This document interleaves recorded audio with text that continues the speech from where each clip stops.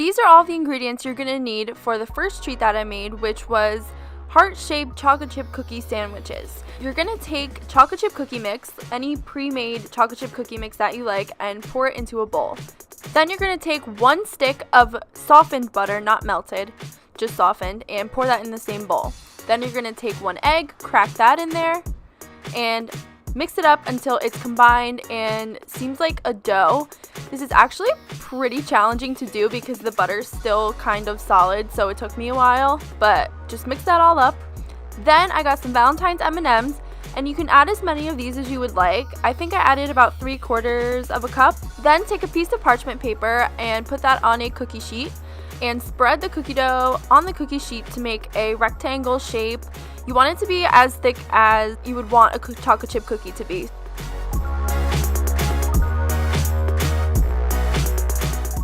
Then you're gonna put this in the oven, and the oven's supposed to be at 350 degrees, so stick that right in there.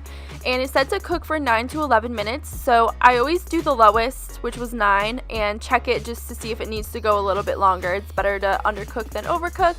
And this is what it looked like when I took it out. Then you're going to need a heart-shaped cookie cutter and just cut out as many cookies as you can from the sheet. And as you can see, it came out very easily and it looks like a perfect heart. Once you have 2 heart cookies cut out, then you're going to take some frosting. I decided to get the whipped frosting because it's a little bit lighter. And you're just going to spread that on one side of the cookie and use the other side of the cookie to make a sandwich. Then you're going to take your Valentine's Day sprinkles, and the recipe says to roll it in the sprinkles, but I just dumped it on there because I didn't want to mess up the cookie as much as possible, but you can do it either way. And yeah, just decorate the sides of the icing with your Valentine's Day sprinkles to make it look really cute. And that's it, you're pretty much done. Now you just have to enjoy.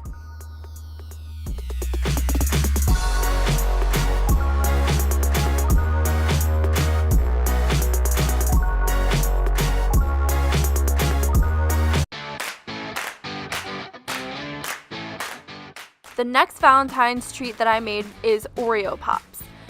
These were a little bit difficult because all the Oreos that I bought were cracked, as you're going to see in this video. So when it came to splitting them apart, I had a bit of difficulty. Exhibit A. So you're going to split your Oreos apart, and then I got some candy melts, and you're going to melt a few of the white candy melts in a cup. I just did it in the microwave. But once you melt it, you can stick the end of your lollipop stick into that and place it onto one of the halves of the Oreos. And then you can sandwich the other half of the Oreo on top, and they will stick to the candy melts. You just have to make sure that you let the candy melts dry before trying to transport them, because otherwise it might come apart.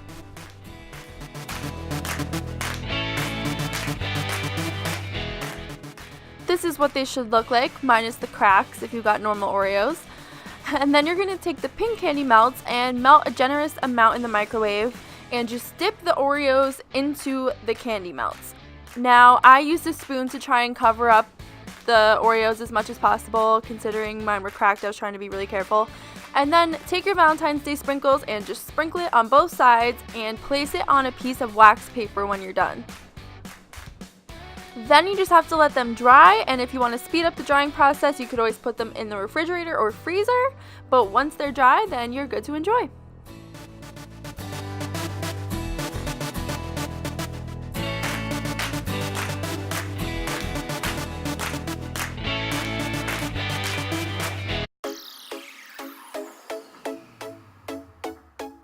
This last Valentine's Day treat that I made is called Cupid's Crunch, and it's actually my favorite one that I made. I brought it to my friend's house and they all really liked it. So first you're going to take microwave popcorn and pop it. Once it's all popped, then you're going to dump it into a bowl. Just make sure you get all the kernels out if possible. Then you're going to need a bunch of mini pretzels, and you're going to have to break them up into small pieces.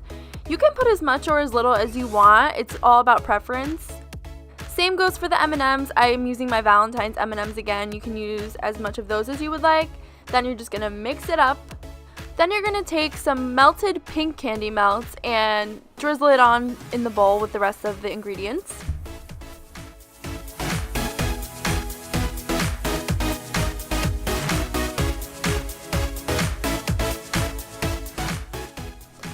Then to mix this up, I used a rubber spatula because it can get pretty sticky otherwise, and this seemed like the messiest free way to mix this all together, and it worked pretty well.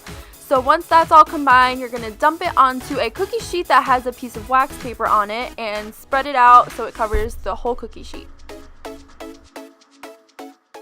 Once it's spread out, you're going to take more pink candy melts and drizzle it on the top of the Cupid's Crunch. And to finish it off, you're going to sprinkle some Valentine's Day sprinkles on the top to give it the final look, and here it is. Not only is it pretty, but it tastes good. Enjoy!